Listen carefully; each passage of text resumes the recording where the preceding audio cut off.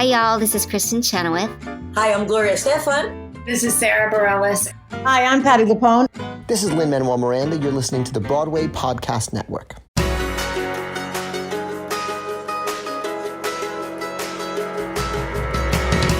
Welcome back to the Theater Podcast, intimate personal conversations with the industry's biggest names. This episode is with Susan Kelechi Watson, who you may know from her amazing role on This Is Us, but she also made her Broadway debut back in 2005, and then her TV and film career just exploded from there. We actually get into why she went that route more than theater, because as we were talking, she was saying that she just can't let theater go. She always comes back. She's always doing as much theater as she can, and she's obviously on stage right now through September 18th in the Shakespeare in the Park comedy Merry Wives. But as she puts it, she just got more yeses than nos in the TV and film space, so that's where she went. And it's a great example of making the best of every opportunity that's presented to you. And she's a first-generation Jamaican. She has a great thought on how she feels responsible for maintaining the accurate representation of her culture, and we had a wonderful conversation about all of that. Make sure to find me on Instagram and Twitter at theater_podcast, on Facebook /official theater podcast. Please leave a rating and a review before you start listening. And now, everybody, please enjoy this episode with Susan Kelechi Watson. Here you go. 1, 2, 3.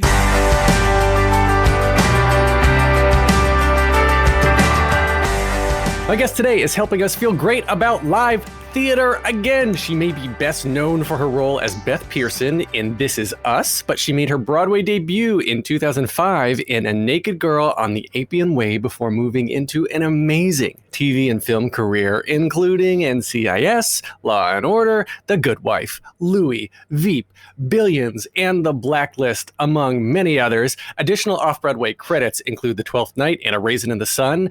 She starred as Andrea Vogel in the Fred Rogers biopic, A Beautiful Day in the Neighborhood, alongside this little guy known as Tom Hanks. And she can now be seen in the amazing Shakespeare in the Park comedy Merry Wives, playing now through September 18th. Susan Kelechi Watson, welcome to the Theater Podcast. Wow, thank you.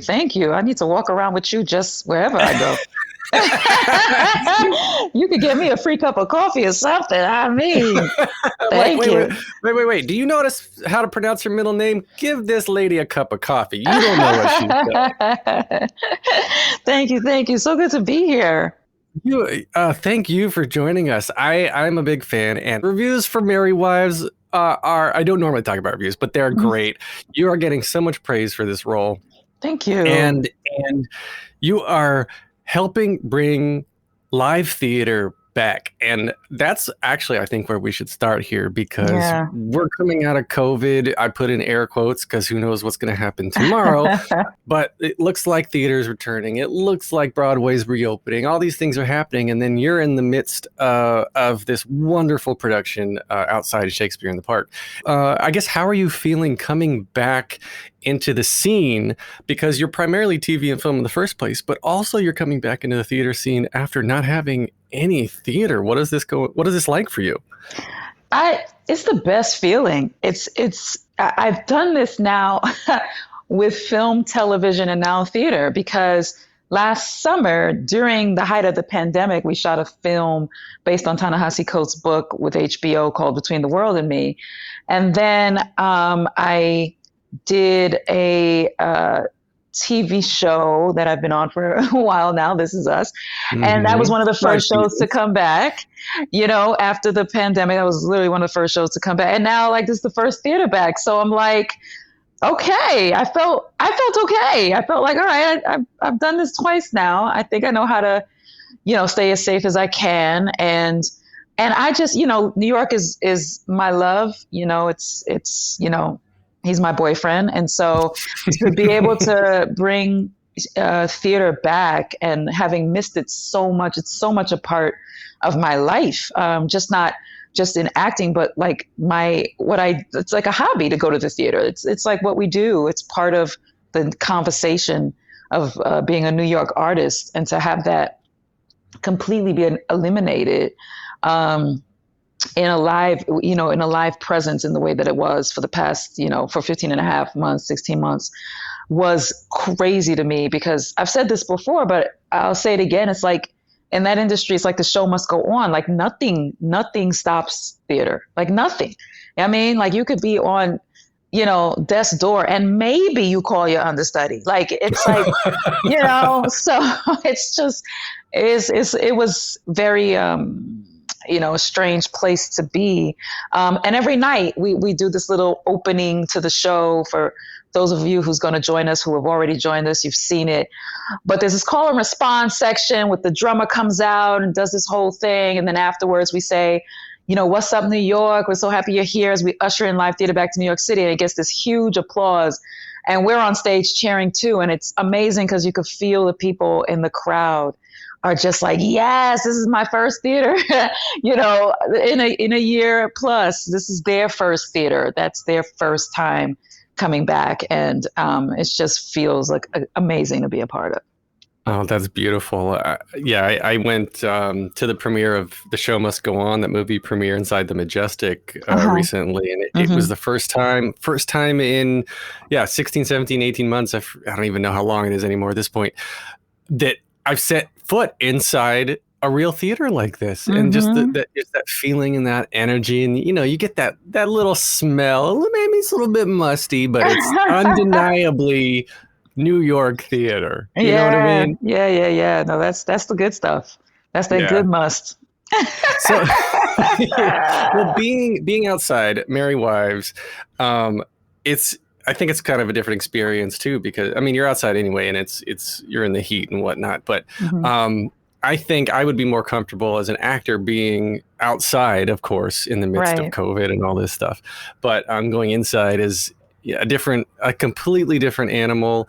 Do you have any, I guess, anxiety or did you have any hesitation about kind of getting back into the swing of things, and just being in front of all of these people that, now, right? The mandate is you can't get in unless you prove that you're vaccinated. But I suspect when you were in talks to start joining the cast and even rehearsals, maybe that hadn't even come out yet, right? So. Yeah, Alan, the crazy thing is that when we were first starting, we started with the audience had to be only 428 people. So the capacity, just to give you an idea of that theater, is about close to 1,900.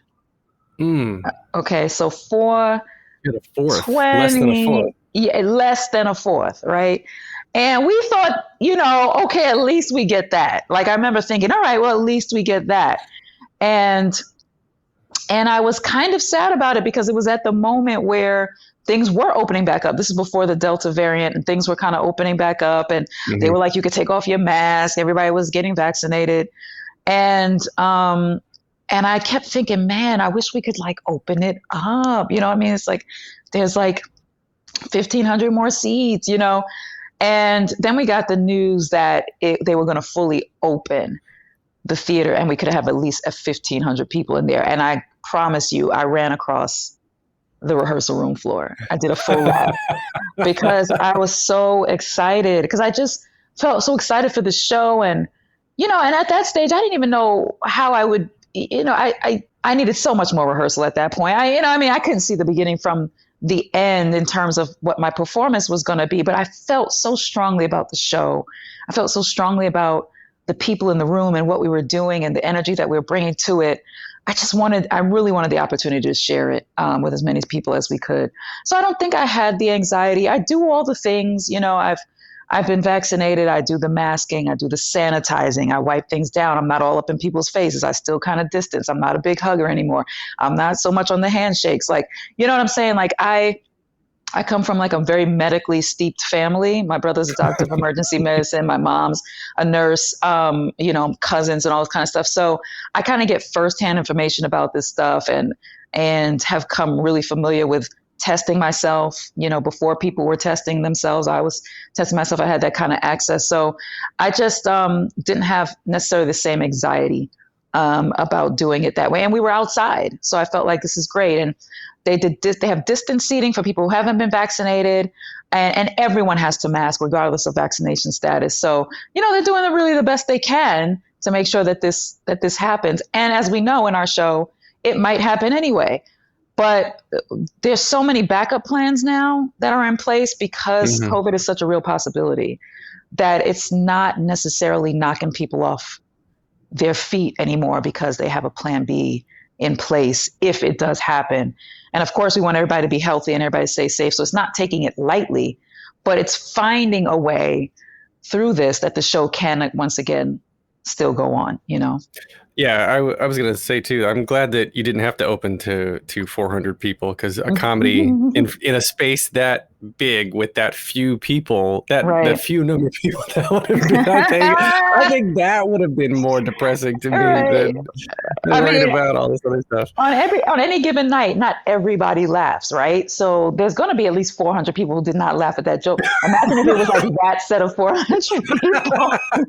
Like you got the one set that's like, there's real one, like, nah, we didn't get that one. It's like, damn. Yeah, so I love it, and the show is different too. It's a different take on the show. It's set in South Harlem. I'm going to read the bio here. Set in South Harlem amidst a vibrant and eclectic community of West African immigrants. Mary Wives is a New York story about the tricks and of the heart performed in the heart of city's Central Park's magical Delacorte Theater. Yeah, a spin-off featuring the Bard's most beloved comic characters. Like it's set in Harlem. Shakespeare set in Harlem. Yeah, right. Love it. That sounds it's so amazing. Cool. Yeah, it's on 116th Street. Really, is where it's set, and the set actually is heavily influenced by a street on 116th Street. So a lot of the my niece and nephew came. I'll tell you the most beautiful thing. Jalen and John came, and they were like, they loved it. Auntie Sue, we love this. No, this was amazing. Like, this was it, you know? And I thought, wow, my niece and nephew get to experience Shakespeare for the first time in a laundromat. Like, part of the set is in a laundromat, you know, a hair braiding salon, like, you know, a doctor's in Harlem's clinic. Like, that's how they get to encounter Shakespeare, with somebody riding across on a city bike. I was like, you know, you got to love that. You got to love the ability to adapt it to the times, which is how Shakespeare wrote. He wrote very much in the time, in the moment. And Jocelyn's beautiful, hysterical adaptation does the same thing. I love it, because I sort of equate this the scenario to what Hamilton's doing for a lot of people who potentially wouldn't have ever gotten into theater, or even musical theater specifically, right? So when you bring something as, I guess, reputationally stuffy as a Shakespeare play, right? So you're like, oh God, Shakespeare, I don't want to learn Shakespeare. But then you reimagine it, set it in Harlem, like you said, set it in a laundromat. You got your city bikes, you've got your 116th Street references. I think it makes theater and the arts so much more accessible to people that are, I guess, interesting, accessible and interesting to a group of people that may have never even given it a second thought, right? Yeah. Isn't that, like, that's the fun of theater. I feel like that's what theater does. It's like, let's bring this moment in life that you may not normally access, or you may not have that much experience with. Let's just put it in front of you for a little while, and then ask you to, like, what do you identify with? Like, what do you connect with? Like, you know, where does this speak to you? And then it's like that communal thing of like, oh, we're all in this together. Like, we all have like something that ties us and that we can feel like is similar in each other. And that's why we missed it so much, because you do that the best in person, right? It's kind of, it's such a communal thing. And I remember Sahim Ali, our amazing director, who put this whole thing together. This was his concept, his idea, brought these beautiful, generous people into this room. So, you know, he's like a really extraordinary leader. He said, he was like, I just can't wait to hear people laugh all together. Like, you know, we've been laughing alone, you know what I mean? Maybe one person next to you, whatever. But like the chorus of people laughing is going to be like something really cool. And that has been really cool. It's a shared journey. It's a shared emotional journey with strangers. That's what I say this so many times in these episodes is that I just love the emotional journey you go on with a room full of people you've never met. You're all in the same place. You're all focused and present, except for the one or two people, on their phones, but we don't care about them. But in the audience, we will destroy them. No. We will destroy you. And so you're with this group of people that you laugh together, you cry together, you bond over this stuff. And I mean, it's kind of a micro example, I think, of, you always say like New York strong, right? But like New Yorkers all hate each other. New Yorkers can't stand each other. And then as soon as something happens, it's like, oh, everybody's got each other's back. Right. Because it's a shared experience. Exactly. And that's what theater brings. And God, I missed it so much. I cannot wait for all this stuff to come back too.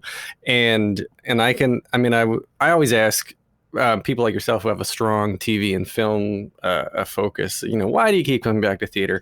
But I think I should stop asking that because I know why, right? Yeah. Like you can't, what we were just talking about, you can't beat this experience of rehearsing and putting up a show, and you're doing something once a night that will never ever be done exactly like that again. Right. Yeah. Never with the same people exactly in that same way, timing again. I love that. It's like Snapchat or something. I don't know. It's just like you do it and it disappears. You know what I mean? Like, I love that life. Right. Well, how do you compare it then to This Is Us, right? So you've been fortunate enough to be 5 seasons on this amazing show that is deeply touching, deeply emotional. And the show is amazingly successful. A lot of people don't get that kind of success. They don't get to experience that. So you've been, successful on the TV side, and you've done this great movie stuff as well. You've worked with Tom Hanks, which, I mean, who's that guy? He's going places. Keep your eye on him. Work with Tom Hanks, but you come back to theater, right? Yeah. And so I guess. And so did Tom Hanks. Yes. Yeah. Yes. Mm-hmm. But what is it for you specifically that speaks to you that keeps you coming back to this sort of thing? It's just one of my loves. I just love it. There's no real explanation or anything that I can point to. I just love it. I love the work of it. I love the figuring out of it.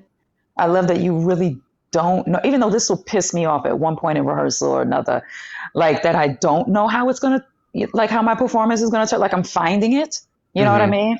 And that sounds so lovely when you first start out, just find it, you know what I mean? And then you're into rehearsal, you're like, why ain't I found it yet? You know what I mean? Like, what is this? Can I still do this? But all of that stuff is like such a great part of it. God, I don't know. It's magic. I don't know. Something about it. It's like forever sprinkled with like some kind of, pixie dust or, it's a blessing to me. I honestly, I don't know how else to say it. And the funny thing is, I feel like, God bless him. I feel like nobody was like calling me or hiring me for theater. You know what I mean? So I kind of, in a way, I just got more yeses in TV, in the beginning. I just did. And so I don't know, what was the reasoning behind that, but that's just the way it was. And so people assume like maybe I didn't want to do it, or they assume that, Hollywood sort of took over. But I think that was just an assumption. I've always loved it and always want to do it and continue to want to do it. And, this summer, we've had so many different setbacks and obstacles. We've had a cast injury. We've had COVID, a COVID case that sent a few people home. We've had rain like you would not believe throughout a tech. We couldn't even finish tech. We had to keep teching into previews. It was like we've had so many of these obstacles, and I was so tired. We all were, because we're working in 95-degree heat and then doing a show at night and sometimes postponing it because of the rain. And so we're doing it later at night. It's all these things. And I remember coming home, visiting my parents and my brother's there, and I'm beat down, and I knew it, but I wanted to see everybody and say hi. And they were like, "Ooh, you look tired." And I was like, "Yeah." And they were like, I bet you won't do this again, kind of thing. You won't, And I said, no, I definitely will. I definitely will. Yep. You know what I mean? I can promise you I will. Yeah, no. I'm for sure I will. So that just tells you. maybe actors. I'm speaking for myself. Just a glutton for punishment. I'm in it. I'm like, oh man, I cannot wait to get past the rehearsal or get into the routine so I can relax a little bit. And then when it all leaves, when it's all over, I just miss every single minute of it. Yeah. And I wanted to come back, and it's like you got to feel the pain of the rehearsals and the tech and the postponements and the 95-degree heat. So then when it goes right, I feel like you have perspective on that much more. It feels that much better. And it's that what is it? Dopamine, it's serotonin, whatever case is going on in your brain, right? Yeah. That you just feel incredible because you've gone on a journey and made new friends and made people feel things and learn more about yourself. And it's live theater. Full stop. Can't be beat. I agree. Listen, pot, kettle, choir preacher, whatever you want to say. I agree. I'm with you on it 150%. So you are first generation Jamaican, born in Brooklyn. I'm in Boerum Hill. Were you born close to me? No, I was born in East New York, Brooklyn. Well, I'm from East New York, Brooklyn. Born in Coney Island, actually. Oh, wow. Yeah. So, all of that. And, spent part of my life growing up in Brooklyn and then Long Island. And then I moved back to Brooklyn and have been here pretty much ever since. I mean, I still, shoot in LA and I spend time in LA, or when I'm on location somewhere, I go and do that. Of course, I went away to college and all that kind of stuff. But Brooklyn has been my home base, for 20 years. So. Yeah, I was going to ask about that because This Is Us is shot in LA. And then, but I was thinking you were, more New York based and more. There's something about when I was researching the things you did. I was like, yeah, this lady, she's definitely she's not leaving. You can't take the New York out of this one. Absolutely. But your parents, so they immigrated from Jamaica? Yeah, they did, and funny thing is that they actually had planned to go back, and they were buying a house, and when my mom was pregnant with me, the plan was to go back. They actually, and I don't quite get the story of why they stayed. I think I've asked that, and it never quite seems clear. It always just kind of ended up like, I guess we just kind of ended up staying. But I feel like there was like a reason, because I know they were buying a house and all this kind of stuff. So my two older brothers are born in Jamaica. My younger brother and I are born here in Brooklyn. And so it's very, I always think like, I could have been Jamaican born, but it just kind of turned out that way. So I'm first generation. I'm a first generation kid, first generation of the Americans to come. So it's a special thing, though. It's so special. I love, my homeland. I love being Jamaican. I really wouldn't pick any other ethnicity. I think it's so special. But it does also, because I'm first generation, I know how important it is for people's culture to be reflected in a very kind of specific way, and for it to be really kind of taken care of. Like, when you represent people, you want to take care of that responsibility. And so it was, I wouldn't say it's an added pressure. I wouldn't say it was a pressure. Responsibility is a better word. It felt like my responsibility for this, to do that. Being that I probably have relatives descended from Nigeria because, the Igbo tribe was very present in Jamaica.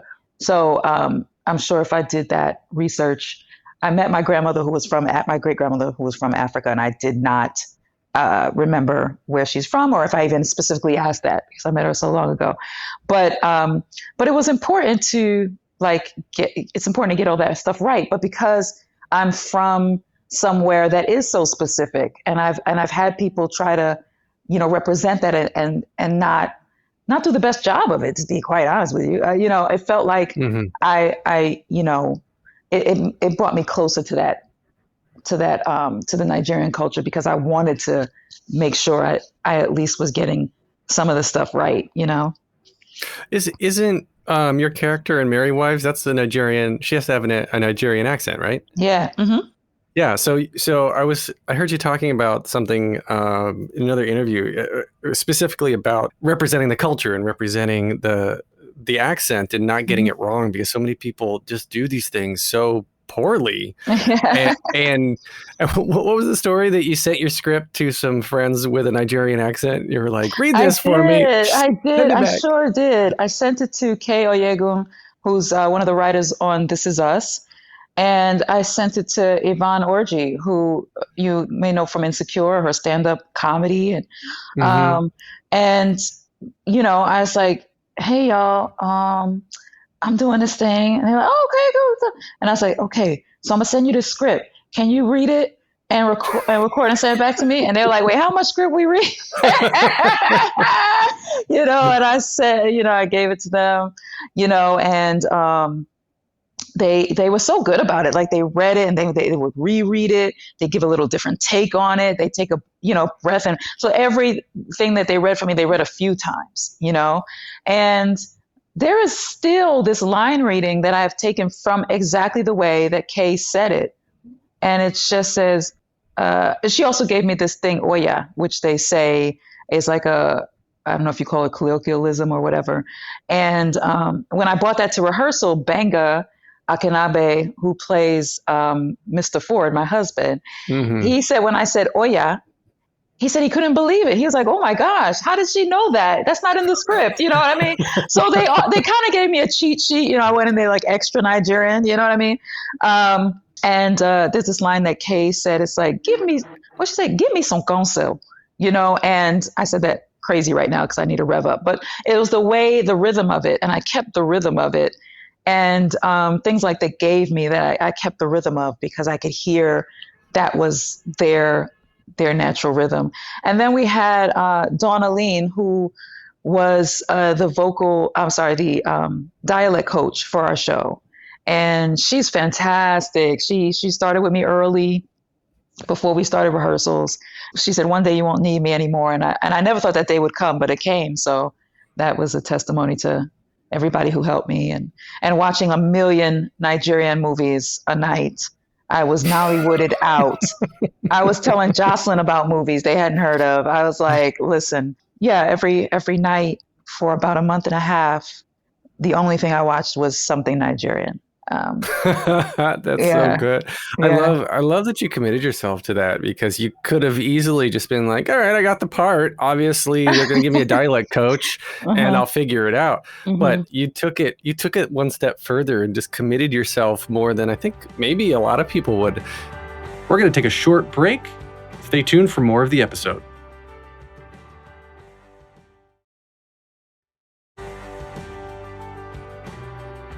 You want to represent this culture because, again, going back to being first generation Nigerian, you don't want to lose. I'm putting words in your mouth a little bit, but you don't want to lose that Jamaican culture here in the U.S., right? Yeah. Well, I for all intents and purposes grew up Jamaican. You know, like in my household, I don't think there's except that we were American. You know, we were in America. But my great grandmother also was very instrumental in raising me as well. So I had my mom, my dad, and my great grandmother, and who also raised my mom, you know. And so all I heard was a Jamaican dialect. All I heard was patois or a Jamaican dialect or Jamaican accent. You know, the music we listened to was of Jamaican, West Indian descent. Part of my family is Trinidadian, so it was either, you know, reggae, soca, calypso type situation. When we did listen to American music, it was probably like, you know, whatever was kind of popping in the 80s, but I didn't listen to like a lot of soul music, I guess, you know, until later in college when I got around like Americans who, if you were doing a throwback, then you listen to this music. And I'll never forget being at college and everybody was, you know, dancing and singing to like throwback music. And I didn't know the songs. I didn't know, and everybody did. And it was like, they were so like, the energy was so hyped around it. And I was like, wow, I got to learn this quick. You know what I mean? So, you know, I think the relevance of representing it the best that we can is that, you know, it kind of makes it last longer in a way. Like if we get super unspecific about it so quick, then it gets really watered down and you never really encounter the experience of that culture. You never really encounter it if we keep watering it down, and especially if you're not, directly from there. It's like you kind of have to do your due diligence and make sure, you're giving it the best that you got, because some people, that might be their only encounter with it. For those that it is their culture, you want to make sure they come away and feel like, yes, that was my culture being represented. You're not just pimping my name and saying this is going to be something Nigerian and just to, have a hook. You know what I'm saying? Like you have to really go there, because the purpose is so that people will encounter it, and there might be a generosity of spirit the next time they meet somebody from that culture. They might feel a little bit more connected. We all feel a little bit more connected when we do that, and there's accuracy to it, and people appreciate that. Mm-hmm. Oh, I love that. Mm-hmm. And at what point of your life then did theater come into play, right? When did you start having the desire to perform? I've lived my whole life on stage, Doc. No, I always wanted to be one of those divas. Yeah. I always wanted to be one of those. I'm not that, trust me. But I'm the least dramatic person you want to know in life. I'm just not. I think I actually really do save it all for the stage, and not the most, I don't know, emotionally expressive. I don't know that I'm those things, And so maybe theater is like my expression and my way of kind of encountering that in a more visceral way. But I started doing it in high school, I want to say. And then when I went to college, I started, I thought I was going to be an English major. And then I quickly switched to acting because I was so depressed. I was like, oh my God, yeah, I'm too depressed. You know what I mean? Something's wrong. And I switched over to being an acting major. And that's when it started. And even then, you kind of had to wait to be on the stage. If you're a freshman, you weren't able to take stage. So we created our own productions and things like that to fulfill our longing to be on stage. But so I've always trained in theater. I trained in theater way more than anything. I don't think I trained in film or TV, like any formal training. But all my formal training came in theater. Wow. So you went to college. That's interesting to me that you went to college as an English major, and then you said your freshman year. So it was right away that you decided that being an English major wasn't for you.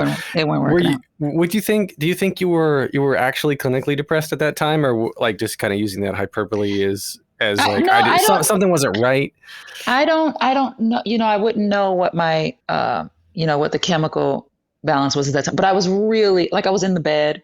I didn't want to come out. You know what I mean? I was, I can remember that. I can remember feeling really down and like, this isn't right. And to this day, I encourage young people. I encourage my nieces, my nephews, like, make sure if you're going to dedicate time to something, it's something that you want to do. And if you feel like it's not, it's okay to change it. I really try to alleviate people that pressure, because it's crazy, to tell your parents like, okay, I'm being, acting major. And by the way, my minor is like dance, I mean, I'm saying it's like Jamaican, you know what I mean? Like I'm the daughter of immigrants. Like, no, you know what I'm saying? Like, what is that going to do? But like, but bless my parents. Like once they saw me do it, they were like, oh yeah, go ahead and do that. There is something about doing the thing that you love that, all that serotonin and stuff that you were talking about and all the things that make us feel good that you and I are not going to quote because we're not the scientists. We're going to leave that to the science.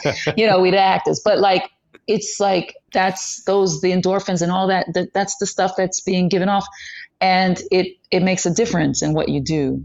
And if you're going to dedicate time to something, even if it stresses you, it can still be a joy. It can still be something that you look forward to doing.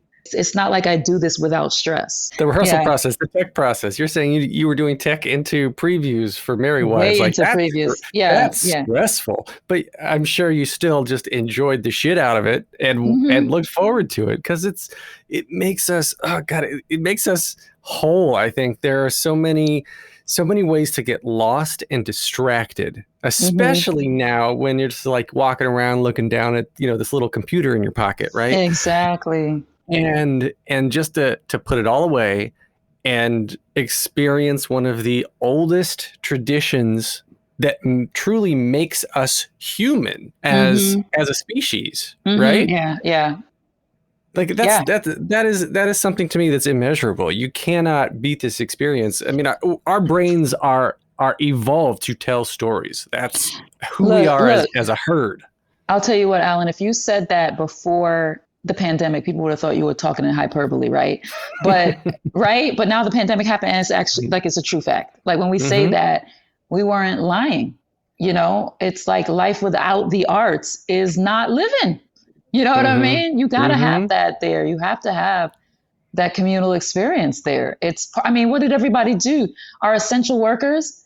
Absolutely. You know, we needed groceries. We needed toilet paper, and we needed Netflix. You tell me. You know what I'm saying? You tell me that we weren't on the essential list. I feel like I was on the essential list, you know? I don't think we can deny that anymore.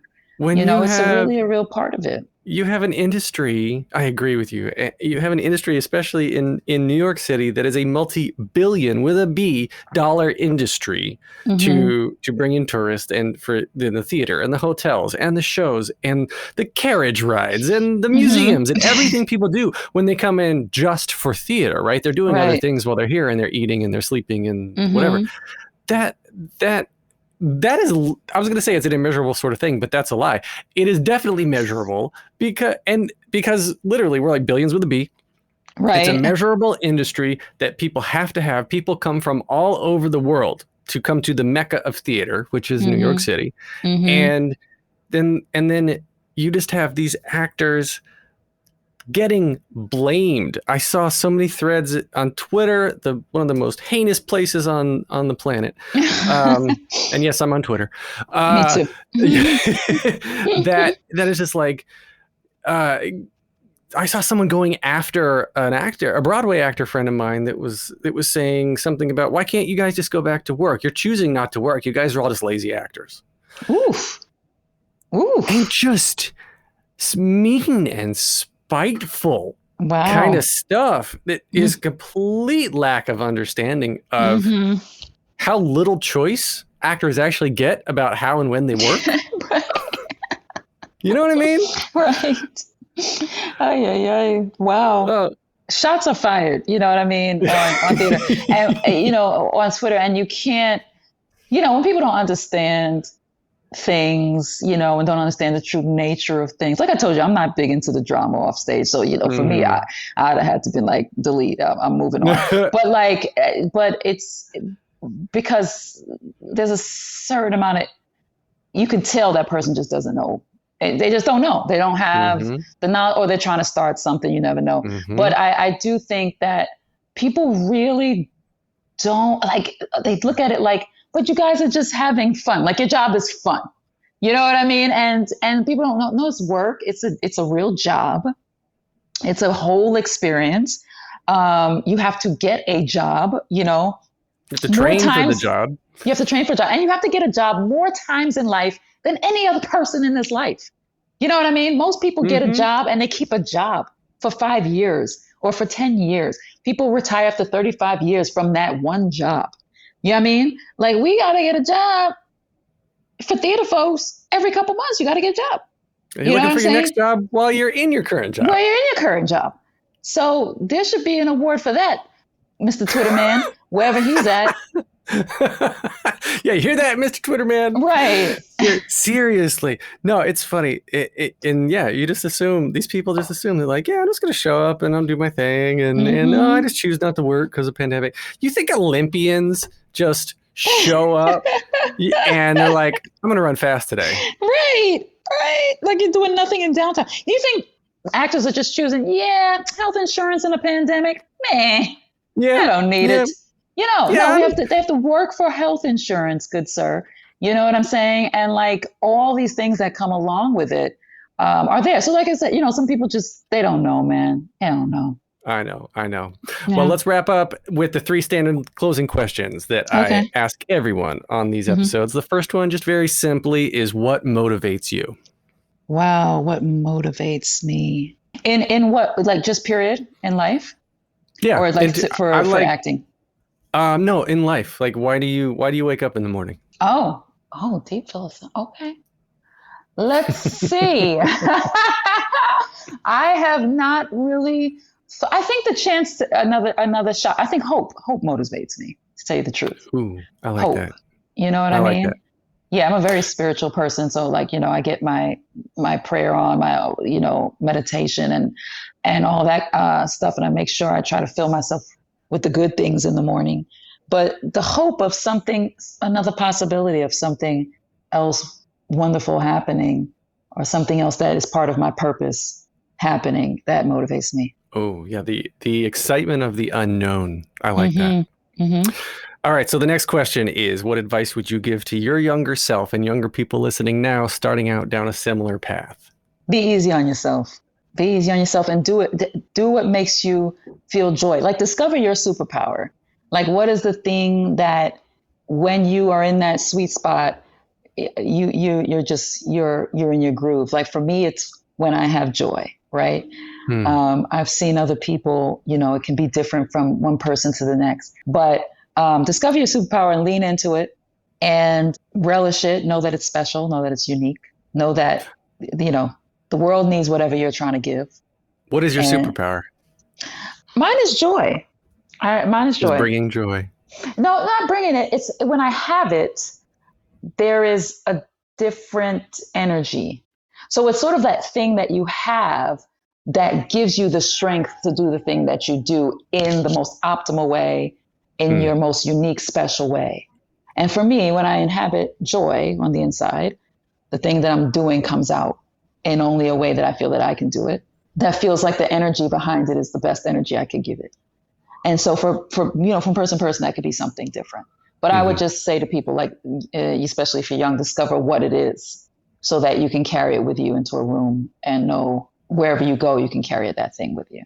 I love that. So the last question then, this is super hard. If you could only see one show for the rest of your life, but you can see it as many times as you want, what would you see? And is this one play? Anything you would like. Oh, wow. One? Oh, one gosh. show. You're stuck on a desert island with power and a DVD player. What are you watching? Oh, man. Well, I know it's going to be one of these Eddie Murphy films. It's either going to be Boomerang or Coming to America. I was going to say Coming to America is one of my favorites. Yeah. The first one. I love it. Yeah. It's going to be one of those. They're just fantastic classics. I'm going to go with a classic and say that. Yes. I like it. All right. So everyone check the show notes for the link to get tickets and more information for Merry Wives. And then where else can we connect with you? Where can we find you on social media? Okay. On Twitter, which is our favorite, right, Alan? I'm going to be at Kelechi Watson, Kelechi, Kelechi Watson. And on Instagram, I'm Susan Kelechi Watson. And I am Susan Kelechi Watson on Facebook. Wonderful. And I am online at thetheaterpodcast.com. I'm on Instagram and Twitter at theater_podcast, on Facebook /official theater podcast. Please leave a rating and a review wherever you're listening now. And thank you to Jukebox the Ghost for the intro and outro music. And Susan, thank you most of all. I have really enjoyed this chat. Thank you very much. Thanks, Alan. Take a deep breath, make the world a little colorful.